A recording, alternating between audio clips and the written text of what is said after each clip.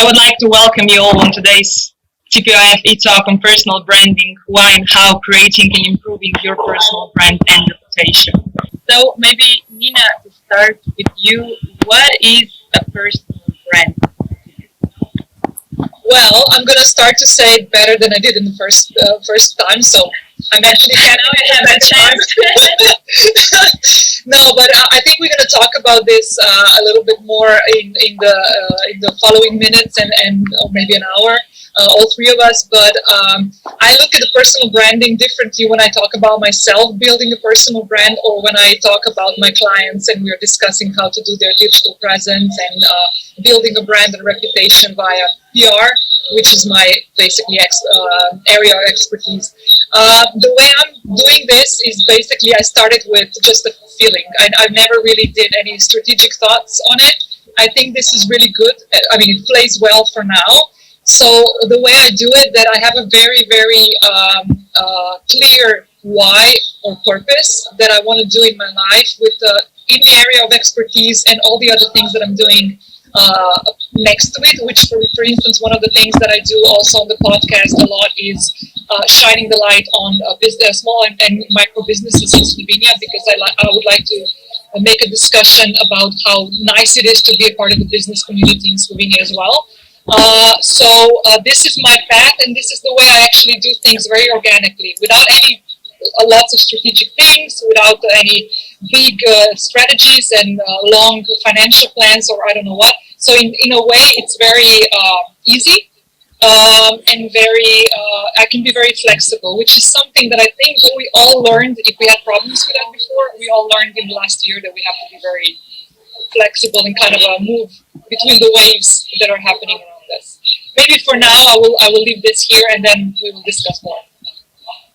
Maybe Klemen, what would you say to add? So what is a personal brand all about? Let me step back a bit. I would say that people in general have different goals, right? Some people want to be famous, some people want to be rich maybe, but all of the goals are only the end goals, which I believe are very hard to control in the end. So I think it's very helpful to maybe define what you can control and focus only on that. So I would say my goal with personal branding strategy or my energy into this field is basically to attract luck in life and business in general. And I believe that to attract luck is basically to tell people what you do or what you're working on. So I feel very close to what Nina said. I never had any plans, any concrete stuff that I'm going to do with my personal brand. I just told people what I'm doing on social media, in person, and then slowly, I would say something that I would call a personal brand is born out of it. So the whole strategy is basically, with a lot of patience, just being helpful to people and speaking about what you're doing. So that's my take on this. And Lazar, last time we discussed that what actually is a brand. You said that the brand exists only in the heads of consumers, of the audience. So how can we relate this with a personal brand? Thank you very much, and greetings to everybody who is with us at the moment. Well, the first thing that kind of comes to my mind is that when we say the phrase personal brand, that actually indicates it's a person plus, meaning a personal brand, a person that is a brand in its own right, sort of is not just a person, it's a person plus something else. And that something else is, I believe, exactly the same as with any other brand or any other notion of the brand. And I think we need to start thinking about what the brand is in the first place. And as both Nina and Klemen also indicated already, first of all, it's something that we know of. It's something that is, I think, maybe more familiar to us than something else, something that we spend a little bit more time with. brand is always a sort of a promise. We kind of know what to expect from a particular brand, whether it's a personal or a corporate brand. There's a set of expectations that that brand is delivering more or less all the time. And those expectations and benefits tend to be functional and emotional. We get something useful from them, but also we get some sort of inspiration, some sort of emotions from them as well. And also, brands tend to be distinguished and sometimes distinct. They've got their own personalities. In particular case, in the personal brand, it is a personality. It's a real person that could be made slightly more kind of differently in various ways. But we remember them by certain things. And all of those things put together create that effect that we call branding. In the real life, there's people and there's organizations or products and services. But actually brands exist only in our heads and our hearts when we combine all of those effects over a period of time. I will continue where Lazar has finished. So about the brand, if it exists only in the heads of consumers, of the audience, and how does it apply to an individual? And you said how it's important for like a personal brand for our career and so on. So maybe to continue, Nina, how has a personal brand affected your life, like personal and career? And what was the moment maybe when you realized that you actually are a personal brand? Well, I didn't know. I never went into this wanting to build a personal brand. But maybe, I started working on the field of public relations 16 years ago. And with that, it came a little bit of the exposure. So let's say that I did do the groundwork for the people in my community or area of expertise, kind of knew my name. The first time I heard about it was when I was still very active on Twitter, and one director or owner of a media newspaper told me, "Oh, we're reading your tweets," and I realized, oh, I have to be careful what I'm doing. So this was the first time. I think that was like maybe 10 years ago, but that I really started to feel the connection with building a personal brand was probably 2 years ago when I started to think it was more of it wasn't so much of the business thinking that I had, what I want to do with my business. It was more that I wanted to find a purpose in life, because whatever I was doing till then, which was mostly building PR campaigns for my clients, was something that I didn't see the longevity of anymore. And I wanted to build something that was that I would feel a little bit more passionate about. And this happened maybe a little bit more than 2 years ago. And ever since then, I started doing everything that I'm building around my platforms, let's say. I started doing a little bit differently. Firstly, that I'm very connected with the things that I'm passionate about. What Klemen also said, that you have something that you want to share, the stuff that you want to talk about, topics, themes, and so on. And then you build that everywhere. So even services, I completely changed my service portfolio in the last 2 years. And the second thing is that I know very well my base, my let's say followers or my community, and that I'm always thinking what I can do to be in service of them. So this is it kind of goes, and I'm trying to find the perfect spot in between, so that I'm happy, that I'm enjoying the path, not at all looking at the goals. I mean, I have goals, but I'm not very preoccupied with the goals. I'm enjoying the walk on the path and building and giving something in return to the people that are recognizing me as a brand, let's say. So it's not conscious, it was not a conscious decision, but it happened organically? Definitely. But you said that there are different channels you're maintaining and so on. So Lazar, could you comment that there exists like a strategic approach to build a personal brand, or should we take it like a strategical thing? Well, I do believe that there is a strategic approach to it, like anything else in life, to be honest. But it doesn't mean that we do not do it, at least in the beginning, even before we start thinking about it, we do not do it organically, as Nina and Klemen are saying, that we are just kind of consciously, unconsciously, maybe copying what other people do, what we feel is the best thing to do within the particular situation, whatever. So it could be done both ways. I think I always kind of believe that we should be trying to help ourselves as much as we can. That was kind of my personal take on life in any way. And I can only compare it with working for a living. I mean, every year some people win lottery, right? Meaning just they win lots of money and their lives is sorted out as far as money is concerned. And it's similar with success or personal brand. Some people just do it completely intuitively and organically, but not all of us actually have the charisma, the intellectual gravity, and the right kind of set of moves in order to do it completely organically, in order to be resonate a little bit better with our audiences. So as in anything else in life, I believe we read, we look at what other people are doing, we try and test different strategies in our environments, wherever we are. And that could be entrepreneurs and it also be corporate environments. Let's not forget, there's lots of people who work in various companies, bigger or smaller, and they're building their personal brands within those corporate environments as well. So that's why we kind of think about how can I improve my position in this particular company in various ways. How can people take me slightly more seriously? How can people remember me a little bit better or more? How can I contribute a little bit more to the people that I'm working with? And all of those things, yes, could be investigated, could be researched, could be strategically positioned as well. That doesn't mean that we go around parroting like robots and copying other people like robots, because that means we're not going to be authentic. But being more aware of our role in for the people, as Nina said, for people around us, because personal brand is always a resonance that we have with our environments.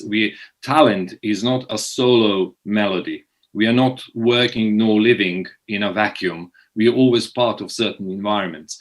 And understanding those environments, understanding my role for the people around me should help me position myself better in that particular environment. So yes, I do believe there's a strategic approach to it. Strategic approach, but a huge importance of being authentic. And whatever that word means, right? And what does it mean? Oh, well, I will ask you. You said you said once that you never get the same answer or the full answer. So I never get the same answer from people, literally, because that word can mean everything, right, and nothing for many people. But Klemen, for you, you said that like authenticity for you could be that people know you, they feel you, they trust you. How does that help your core business? So being authentic, having a personal brand, and of course your professional career then. Yeah, I would say being authentic is something that people feel that you are. So you cannot say, I am authentic.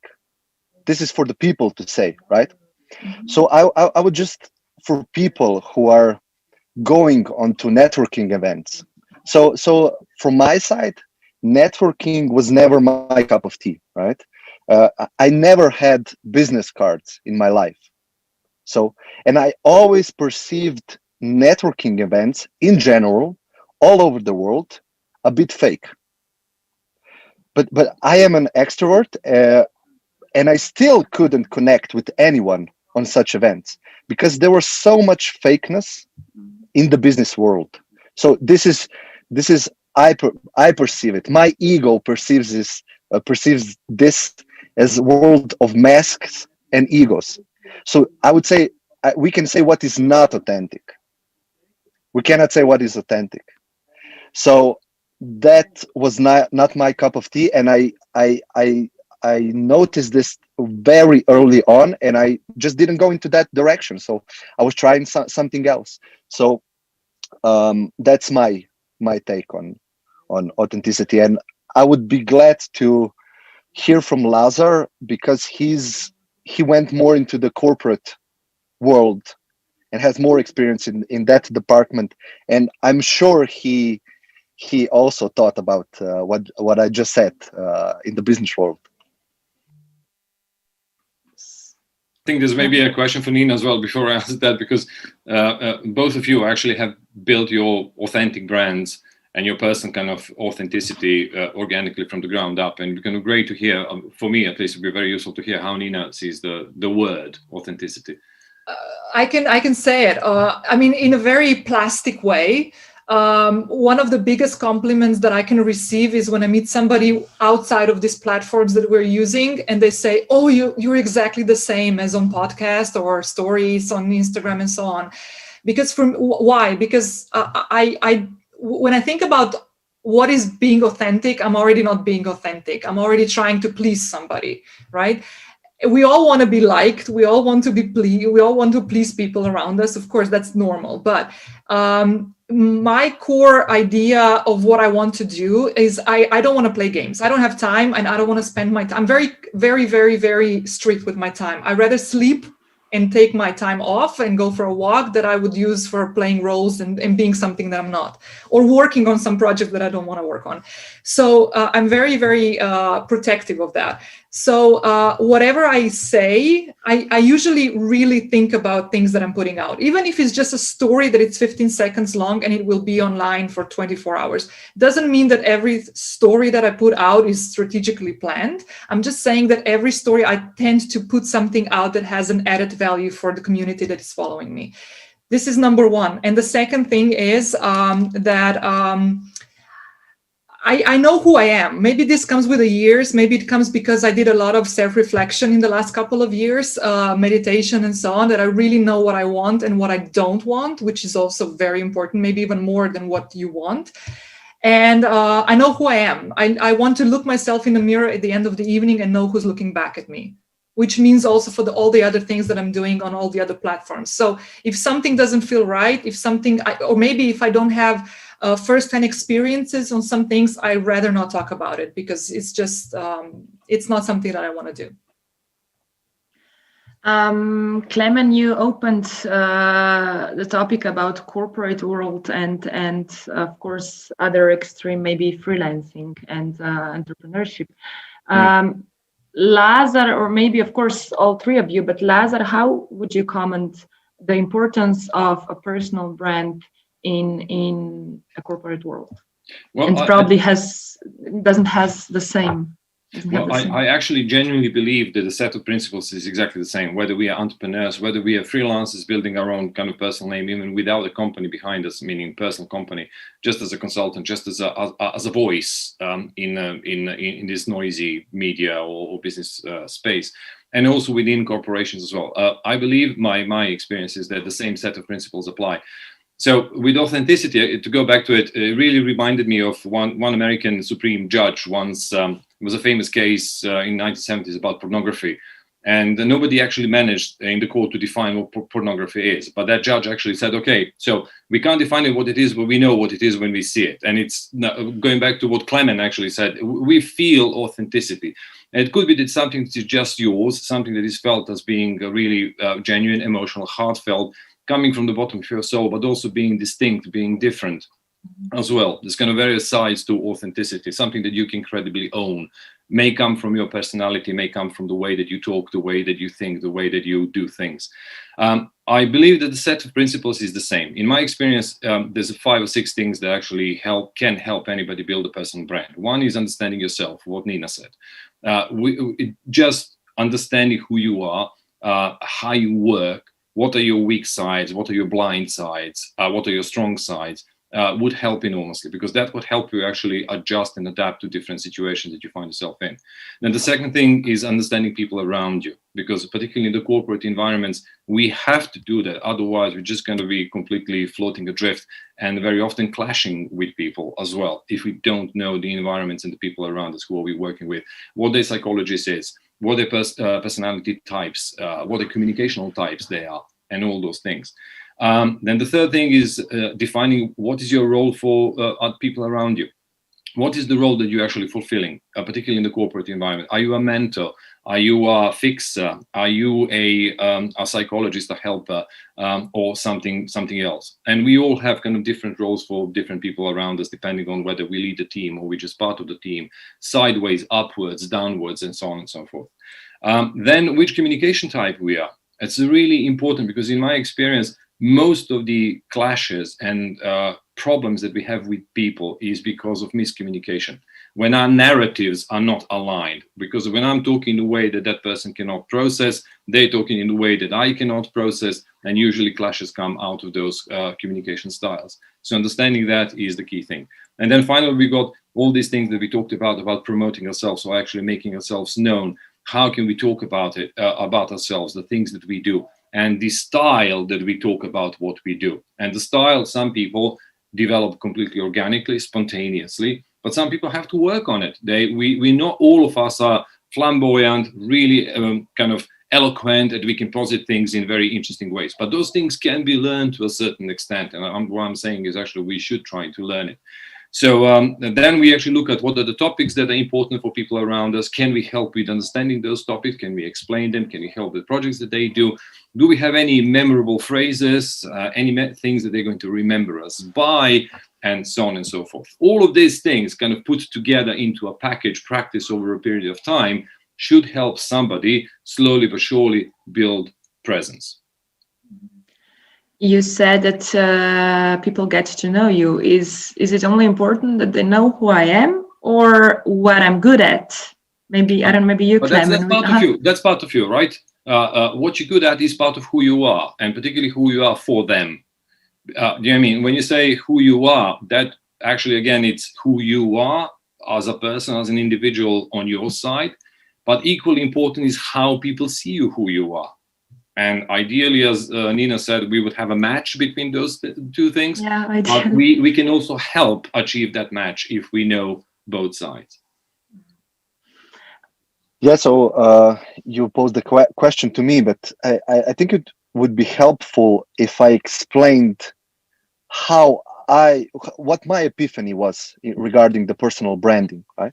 So during my studies in uni, I was studying at Faculty of Economics, and I was living on my classmate's couch, and we were both attending the same faculty, and I was working as a waiter in a night bar, which that job basically started in my high school already. And at that time, I knew I hated working and exchanging my time for a little bit of money and not having a feeling of progression. I think people in general are very sturdy creatures in general, and we can suffer a lot of the time. But if you don't see the point or meaning in the suffering, I think the pain is much bigger then. And I think a pain for me back then was a great signal. And it was not something negative in the whole picture. So back then I got started to be interested in personal development and business literature, and the knowledge that was there just blew me away. So then I started to see that I need to do some actions if I want to progress somewhere. So that was the time of great recession, 2010. And I started to look for a real job, for my first real job. And for me, a real job was mostly done from a computer and is located in the office. So that was my dream back then. So I started applying for student jobs that were located in the office. And I got turned down every time.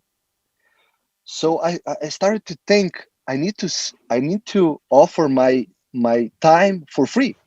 So I started to offer 3 months free of my time if I can just come and work and get the experience. And I still got turned down. So that was my lowest point of my career, which is basically the start of my career.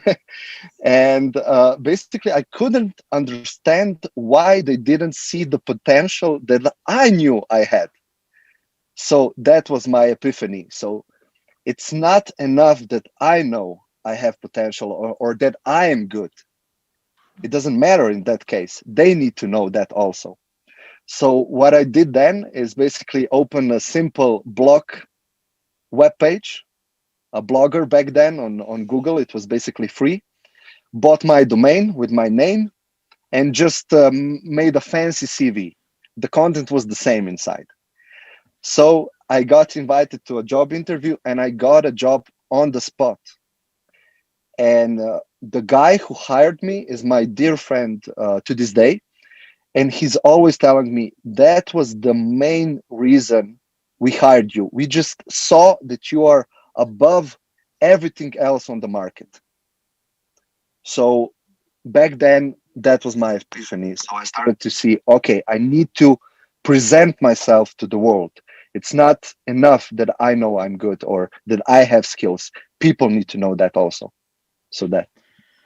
But now when I was listening to you, I was thinking about what you mentioned in the beginning, being an extrovert or being an introvert. And also I was thinking about self-esteem. So how much do you think those three components are connected?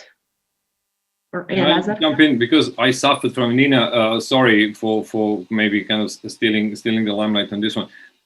Why I'm actually very keen to answer that question, because I suffer from that for most of my life. I'm a crushingly deep introvert, for example, as opposed to Klemen, who is a bit of an extrovert.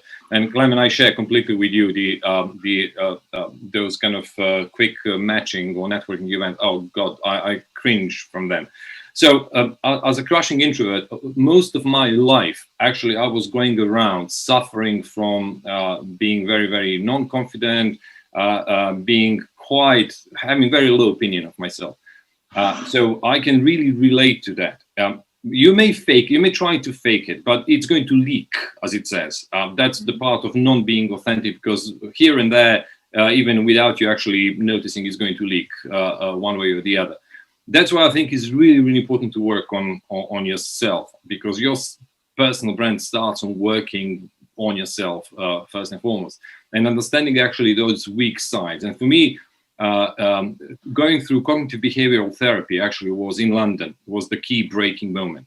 When I actually realized for the first time, when I encountered the postulates, the key principles of CBT, how we trip ourselves up, the ways that we block ourselves, the ways that we actually do not know how to move out of our own way, all the cognitive distortions that we actually have. That was a huge revelation for me. Suddenly I realized, oh, blimey, actually, this is what I'm doing to myself. This is why I'm feeling like that. Let's do something about it. And that was a huge weight off my shoulders.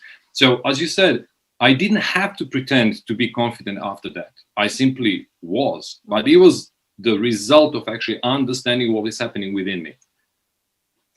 We opened some questions in the audience. Tamara is asking how to get over fear or anxiety of presenting yourself in the world. Nina? Lazar said something that I did exactly the same thing. No, I didn't go to like any major school or something. I did a yoga class. I became a yoga teacher, and I started to focus on myself instead of focusing on what everybody else was thinking about me. But one of the things that I did, which Lazar actually said, and it's answering the question, is that you have to confront your fears and you have to confront your limiting beliefs or whatever it is.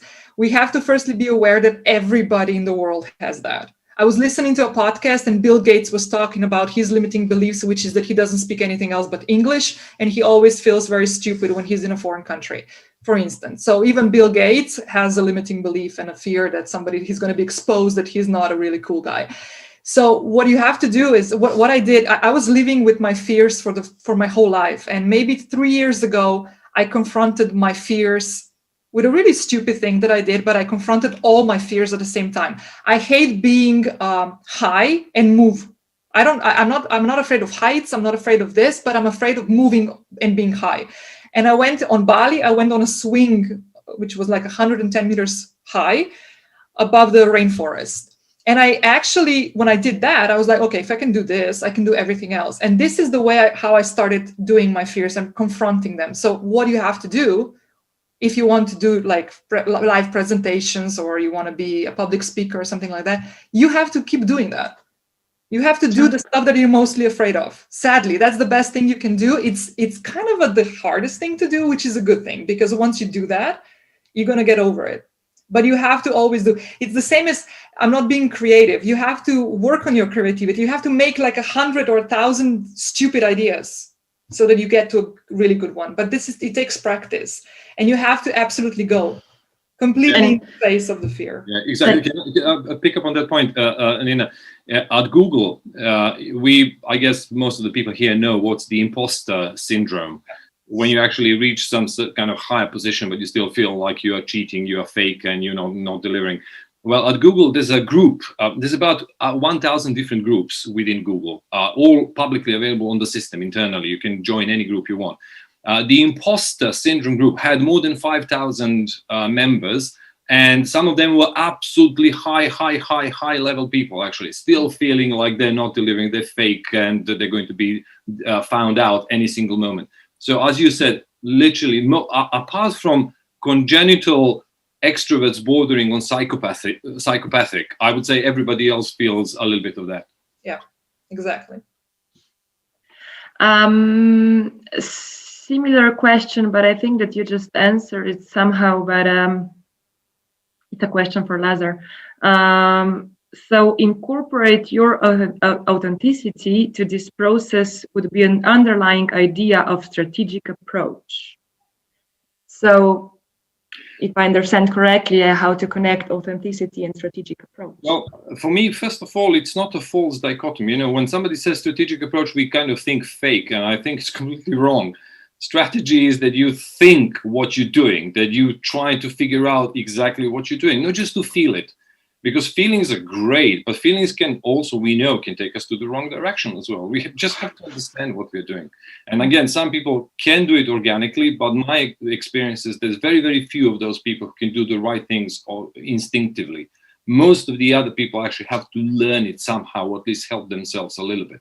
So strategically means that you are aware of who you are, what your strengths are, what your weaknesses are, and how you're going to use what you've got, improving all the time, of course, in the environment that you are in order basically to create the biggest effect, not just the biggest effect for how people are going to perceive you, but also to build your usefulness for the people around you and the perception around you about you and everything else.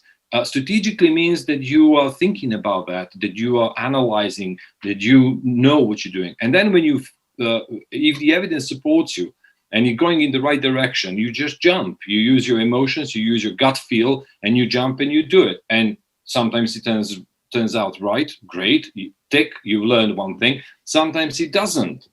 And that's actually the key point for many people, I believe. People who constantly improve, even when it doesn't work, they investigate why it didn't work. So actually they try to avoid making the same mistakes twice, 3 times, 5 times, 10 times. And the rest are just doing it again, the same. And I think that's what strategic thinking means. So it takes self-esteem, which is a good thing to have it. But could we say that also it takes to be an extrovert? Because of course we have extroverts and we have introverts. So do you have to transform in that sense, or you can stay an introvert? You can definitely stay an introvert. I've stayed an introvert all my life. It's simply, I'm still an introvert. I am. It's different from shy. That's a very important thing to understand. Shyness is a neurotic trait, and introversy is a mental, cognitive trait. Basically, they're completely different things. So I'm still a big introvert, but I've learned how to behave in a more extrovert ways. Why? Because I'm now more self-assured. I'm more self-confident. I can actually sit here, talk to you. I know there's a few hundred people on the other side, and I'm not afraid simply because I know who I am. And yes, of course, I've done it many times. I'm still an introvert. So I don't think it's even possible to switch between these two traits. We can just kind of learn how to function in a slightly more different way given the situation, the circumstances, but the kind of deep inside, we're going to be what we are in that regard. I love this one that you said, to learn how to function. I can tell you something that both Lazar and Klemen said, how they cringe when they think about the networking events and stuff. In the past, I loved them. I was one of those people. I went everywhere. I was loved to be invited. I was loud. I was pretentious. Everybody looked at me and so on. And this was my cover up for the insecurities that I had. So I'm a big extrovert. And with time, I actually, because I started focusing on myself, on what I want, what I don't want, what I want to do in my life, I actually I didn't become an introvert. I'm still an extrovert, but I tend to be a little bit happier when I can be quiet and when I can listen. So I choose very carefully and strategically when I open my mouth and talk. If somebody asks me, I'm not loud and I'm not just giving advices to everybody, without even asking me for an advice and stuff like that. But I think you learn that with experiences, with years, with getting to know yourself, self-reflection and so on. And, so for me, it's a little bit different. And by the way, the networking, I never got anything really amazing out of it. So, yeah. I can totally agree with you. Yeah, I experienced the same path when I was in high school. If anybody told me that I would be like a networker, I would no way. But then I discovered that I'm also, somehow that I'm an extrovert. But now I'm really learning also to enjoy my time, like you said, and learn when to speak and when not. Klemen and Nina, you are both, of course, hosting your own podcasts. Lazar, maybe you also had it? No, I believe not. No, not a podcast. I'm writing not even a permanent blog, because I'm kind of writing in various. I'm a guest in various podcasts, and I'm writing different outlets. So for me, that's enough. Okay, I just wanted to check, not to miss you out. But yeah, so Nina and Klemen, you're creators of your own podcast, hosts. And Nina, you said that your podcast, it's not about you, but it's about people who are watching you, listening you. But where is the trade-off? So it's not about you, but still you need to be like authentic, and what people want to hear, or what are the topics they would like to hear or they need. So what's the strategy here? No, what I meant was that the podcast and even the other platforms, social media, let's say, maybe mostly Instagram, it is mine and I'm actually managing it, but I tend to feel that this is the community's platform, which means that I love to get feedback. I respond to every feedback. I mean, every message that I get. When I'm preparing the content for either platform, I have my, whatever you call it, ideal customer or follower or whatever. I have her, because it's a she, in my mind, and I tend to talk to her directly with either with guests that I have, which are usually business women or even men that have something important to say, something that would keep the people who are thinking about going into business or being an entrepreneur or freelancer, to keep them motivated to go there, because I know how frightening it can be. So I'm being myself, but I always have my community in mind. This is not my personal, of course it's my personal platforms, but like we said, a brand is, what I think about it has nothing to do, I can do it for myself and never publish it. It's not the point, right? I have to have the echo from the community to say, like, for instance, Klemen, I love listening to his podcast and to his guests. And he gives me, by the way, I know Klemen for a couple of years. I've met him in one of the meetings years ago, and basically you're the only one that I remember from that meeting. So just saying. Our corporate lifestyles. Yeah, exactly. So just saying, because you were saying before, No, but I was very fascinated when I heard him and the podcast that he's working on and so on. So for me, for him, it would be interesting to know what I think about his podcast, right? Not only what he thinks about the podcast that he's doing, So it's always this mix and match of both sides. So I'm doing something that I love to do, so which means that I'm authentic. Let's say I enjoy the work that I do, not just that I do the work that I enjoy. And in the other way, that I have the community that responds well to this. Not everything. If I see that something goes a little bit off, doesn't mean I'm not going to do it anymore if I feel passionate about it, but maybe I'm going to do other things that people want to hear and want to discuss about. Or maybe, I don't know, they say which topic they want to hear or which guest they want to hear from, so yeah, I tend to do the balance of this. Yeah, I would say I try not to listen to people, because the project that I'm doing, like this specific podcast, is basically all for me. So why I started it, because I had so many this philosophical ideas brewing inside me, and I just needed an outlet to pull this out. But if I'm completely honest, of course I wanted to connect with somebody, connect with somebody who would be like, I'm also thinking about stuff like that. So basically, I try not to listen to people, because what is interesting that I learned from the podcast project is basically when I film an episode, when I record an episode, I personally think that this is the best episode I ever did. And this is gonna blow up the internet, right? But I put it out and there's nothing. Like there's such a mismatch between what I think and what the community thinks. And this also happens in reverse. I record the podcast, I'm not happy with it. I'm like, I don't know if I should publish this, but fuck it, let's just do it. And people come back to me, this is the best episode you ever did.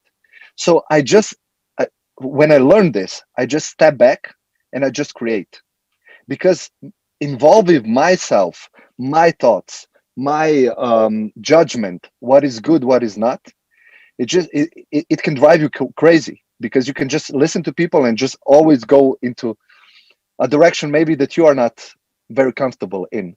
So this is I'm open to a possibility that I will change my mind in the future, but currently I just try to not listen to the world and just stick my head down and create. So honestly, counting subscribers or not? Question for me, or Nina, you can go Yeah, first. for you. I mean, the nice thing about the podcast is that the statistic is so lousy that you don't actually know. So having a problem with, I mean, if you have a problem with numbers, then you have a problem going on podcasts, because I think it's really good that you don't have, like you have on other platforms, the analytics and so on the podcast. In the podcast world, it doesn't work like that. I do feel very happy when I see that the podcast is listened. I tend to go maybe too many times on the to see the playlist and where it's positioned on the playlist and so on. But it's not, maybe it's a bit of the ego. But what Klemen said, I really, really appreciated. He said it because we have a little bit of a different strategy or thinking.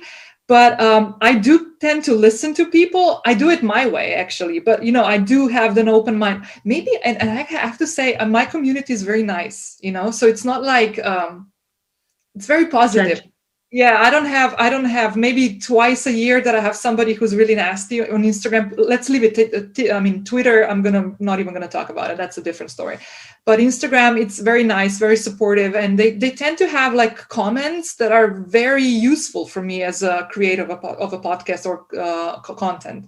So I tend to listen because they actually give me something in return that I can focus on, and they have really good points. So, yeah.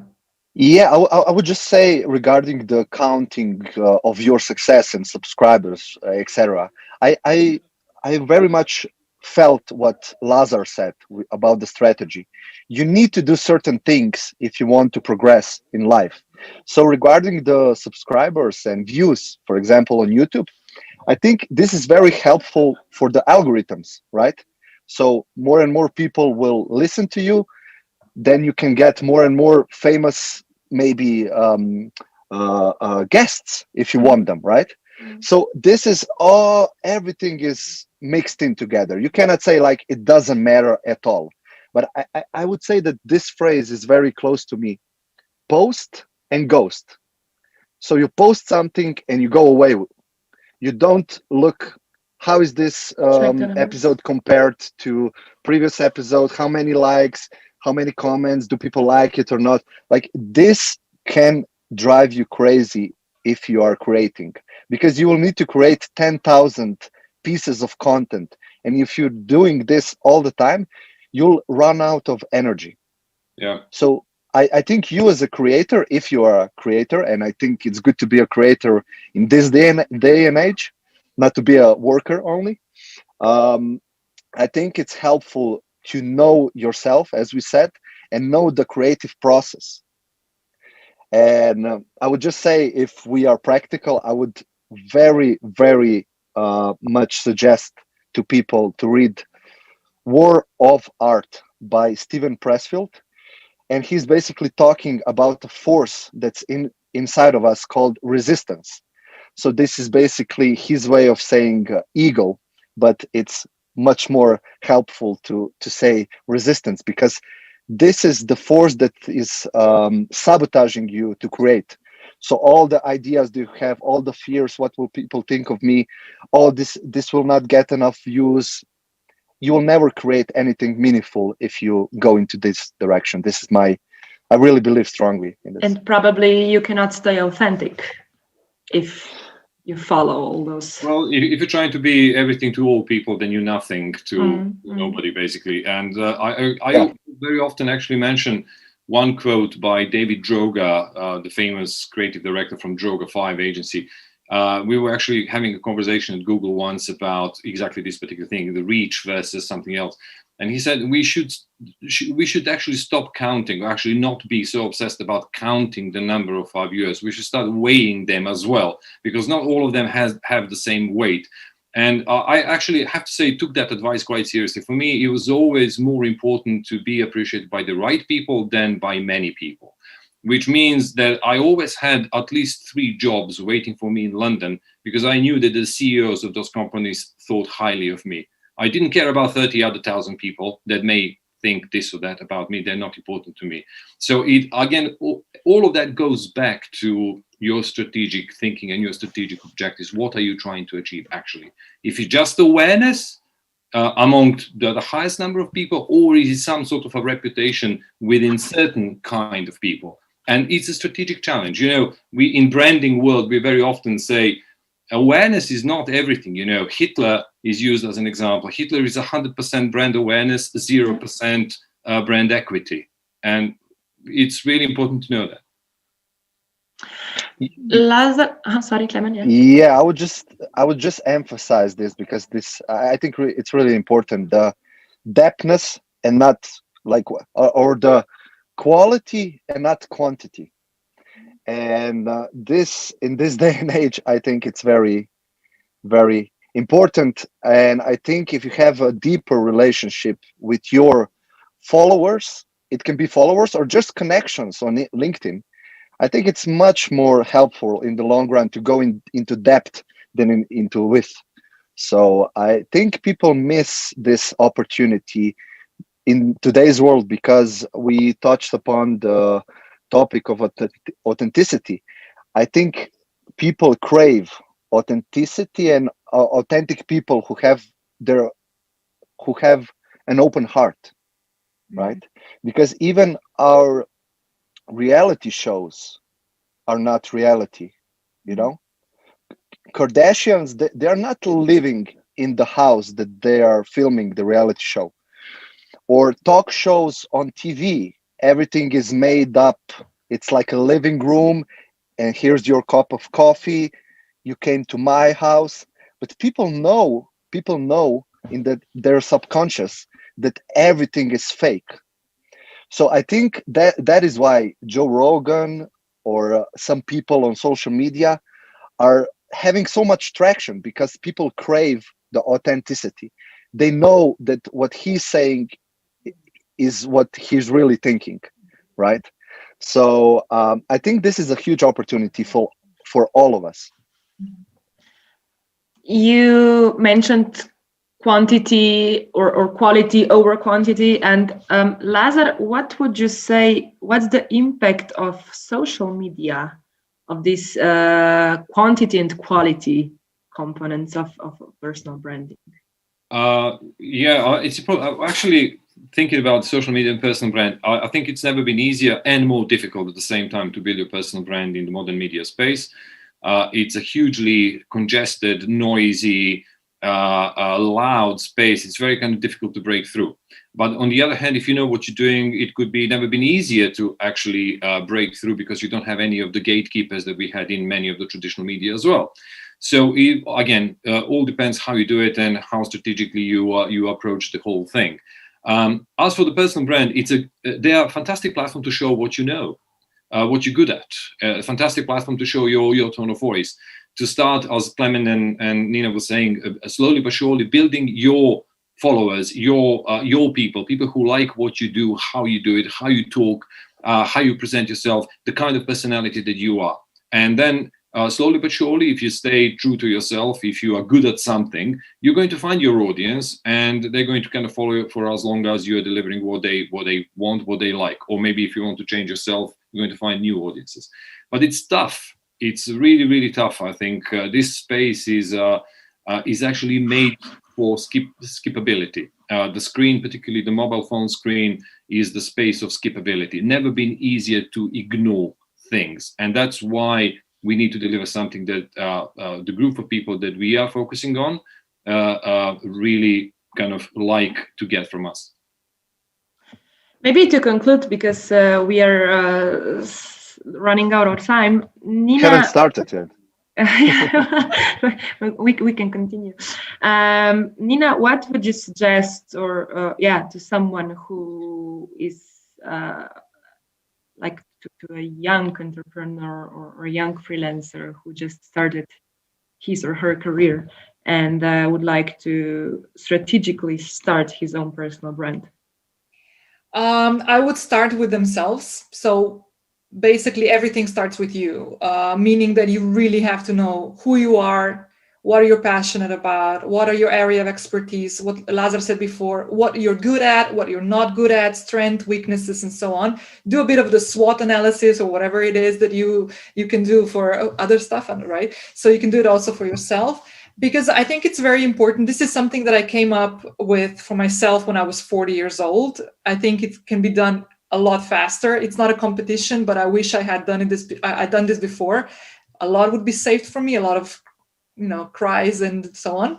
But just to basically really see and find what you're passionate about, what you want to do.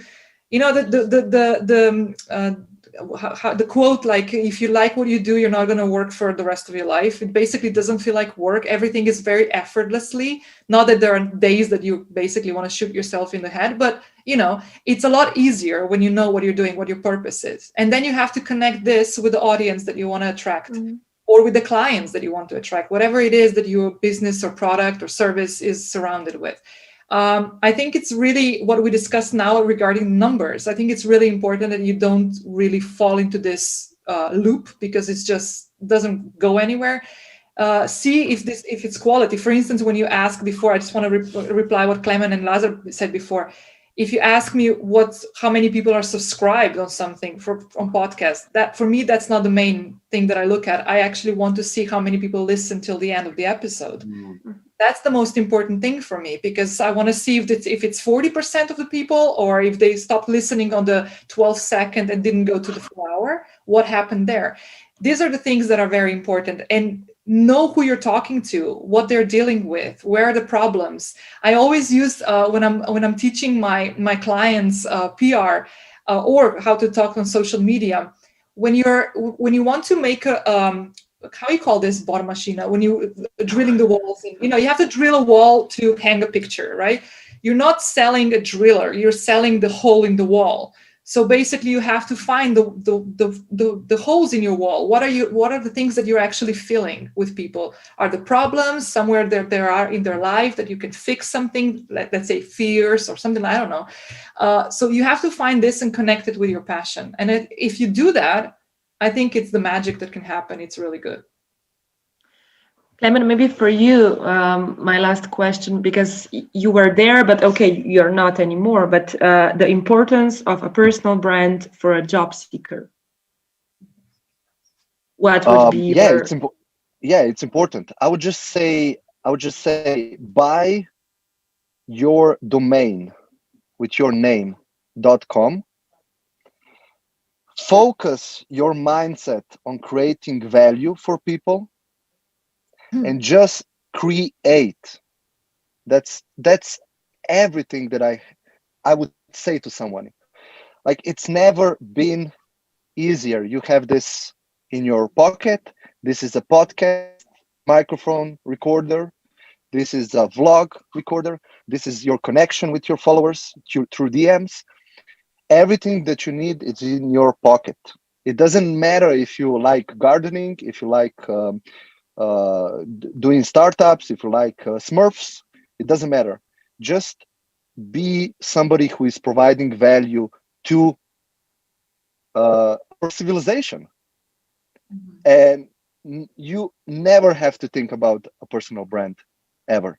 That's maybe connected to your comments, and a question for you, Lazar. Many times young people say that they don't know yet what is, or they know what's the passion, of course, but maybe they don't know what are the fields they are good at or they are the best at, and so on. Do you think it's important to answer those questions at the beginning, or is it okay to get the answer on the way? It's okay to get the answer on the way, because myself and many others, actually, we've been stabbing in the dark for years in the beginning. And why we're talking about this thing today is actually just trying to save somebody's time. Basically, they don't have to stab in the dark for as long. But actually, experience also counts for a lot. Sometimes you have to experience things, even bad things, in order to learn a lot. As they say, experience is the best school. And the only problem is the scholarship is quite high. But I would say it's a mix of those two things. Go and experience things, try things your own way, see whether it works or if it's not. Where it works, keep doing it. When it's not, trying to learn why it didn't work. And I would just repeat exactly the thing that Nina and Klemen said, and just add one more thing: learn how to get out of your own way.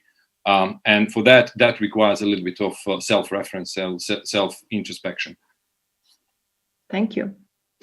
So, if anyone has anything to add, the final chance. Klemen? Thank you for everybody who listened to us. Yes, and enjoy running the marathon. So don't quit after the second post or podcast episode, or just go ahead and do it. Fail and get up and continue. And follow us for more e-talks like that, for more content on CPOEF.c. And of course, thank you, all of you, Nina, Klemen, and Lazar, for being with us. Thank you. Bye-bye. Thank you, Masha. Thanks, Masha.